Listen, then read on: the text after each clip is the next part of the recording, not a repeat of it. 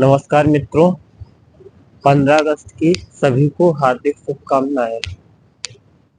15 अगस्त की सभी को हार्दिक शुभकामनाएं। आज मैं जिस विषय में बात करूंगा वह है आज़ादी।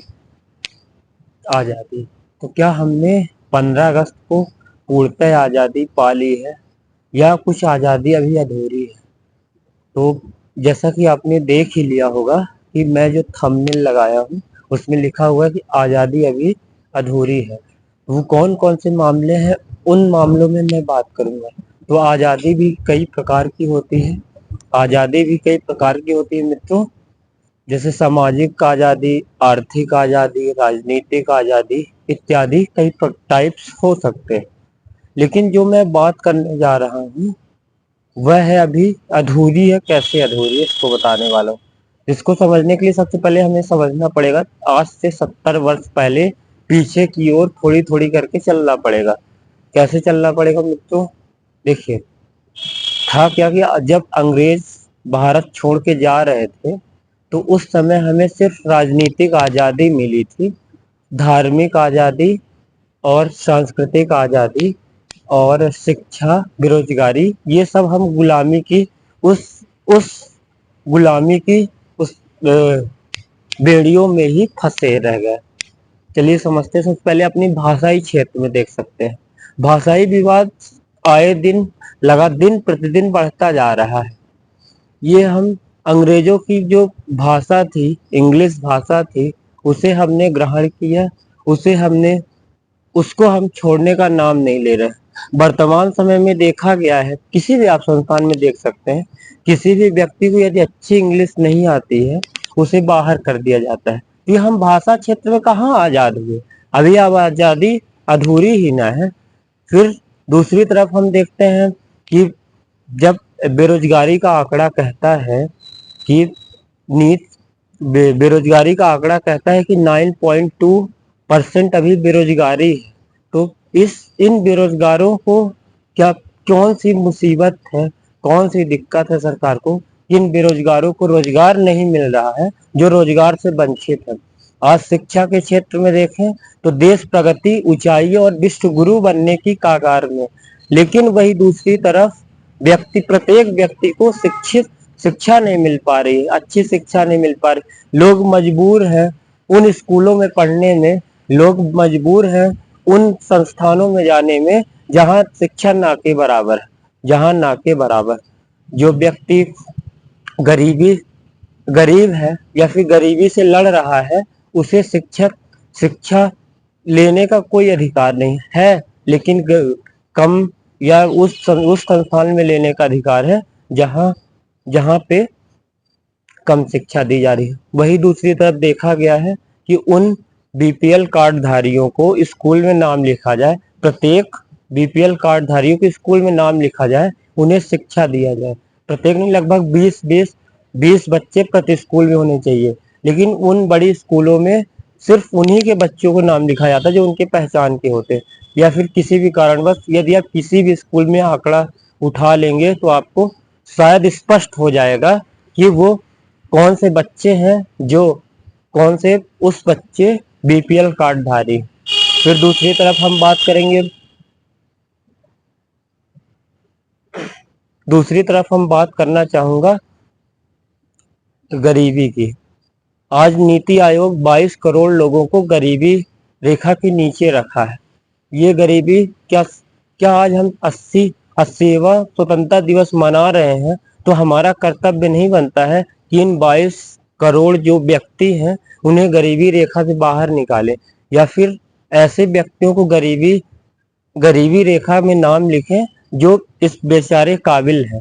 जैसा कि मैं देखा हूँ, जैसा कि मैंने ऑब्जर्व किया है कि उन व्यक्तियों का नाम इसमें जोड़ा जाता है जो व्यक्ति बेचारे इस लायक नहीं है, जो व्यक्ति इस लायक नहीं है उन्हें इस बेचारे वो कहाँ रहे, लेकिन उन्हें जोड़ा जाता है। जो बेचारे इस लायक होते हैं उन्हें इसमें नहीं जोड़ा जाता है, जिन्हें वास्तव में जरूरत है उन्हें नहीं जोड़ा जाता है। फिर हम बात करेंगे महिला शिक्षा की। महिला शिक्षा वर्तमान समय में देखा गया है कि उन सभी मामलों में पुरुष तो सर्वश्रेष्ठ है, समाज में अपनी सर्वश्रेष्ठता स्थापित करने के लिए किसी को भी कैसे भी नीचा दिखा सकता है। लेकिन आज महिलाएं शिक्षित नहीं, शिक्षित है 8th तक, 10th तक, मैक्सिमम जाएंगी 12वीं तक। 12वीं के बाद उन्हें कॉलेज में मना कर दिया जाएगा। तुम्हारी सुरक्षा की कोई गारंटी नहीं। ये यही हम लोग यही 79वां स्वतंत्रता दिवस मना रहे हैं। आज से हम 79 साल पहले आजाद हुए, लेकिन महिलाओं को अभी भी आजादी नहीं है। अपने विवाह करने की आजादी, विवाह करने की आजादी तो सभी को है, सब किसी से भी विवाह कर सकते हैं, लेकिन अपने मन पसंद विवाह करने की आजादी नहीं है।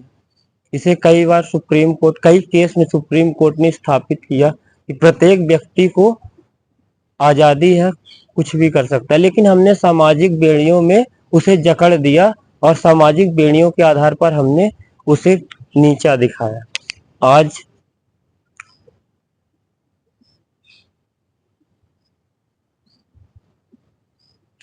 आज देखा गया है कि प्रत्येक दिन 90 बलात्कार के केस थानों में दर्ज होते हैं। क्या आज भी सुरक्षित है महिलाएं? नहीं सुरक्षित है। क्यों? क्योंकि उनमें नेशनल अपराध ब्यूरो खुद कहता है प्रत्येक दिन 90 केस दर्ज होते हैं। तो ये कहाँ सुरक्षा हुई? कहाँ हम आजाद हैं? कितने पीछे हैं हम। और अब चलते हैं दूसरे सिक्के की दूसरी तरफ चलते हैं। दूसरे पहलू की ओर बात करेंगे, धार्मिक आजादी। प्रत्येक व्यक्ति को पूजा पाठ और किसी भी धर्म मानने का अधिकार है, लेकिन इसमें सरकार किसी भी धर्म को बढ़ावा नहीं देती है, न सरकार किसी भी धर्म को नीचा दिखाने की कोशिश करती है। लेकिन यदि अपनी गहराइयों में समाज के अंदर की बेड़ियों की बात करें, तो अभी भी हम लोग कैसे गुलाम हैं। किसी भी व्यक्ति को यदि इस धर्म का ना हो, किसी अन्य धर्म स्वीकार कर ले, तो उसे अपनी जाति से बाहर कर दिया जाता है। तो अभी हम लोग कितने पीछे हैं। और दूसरी बात होती है, उसे सुरक्षा की भावना नहीं होती है। फिर हम धार्मिक आजादी, आज वर्तमान समय में लोग जाति पात के नाम पर, मंदिर मस्जिद के नाम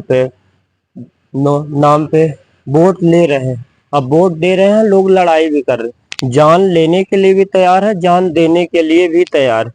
तो इन्हें पता नहीं है कि हमें कैसी आजादी मिली, और हमें यह भी नहीं पता है कि हमें किस प्रकार की आजादी अभी और काम करने की जरूरत है। और दूसरी तरफ देखें तो अमीरी और गरीबी, देश में 77%, देश की 77% जो वो आमदनी है सिर्फ 10% लोगों के पास।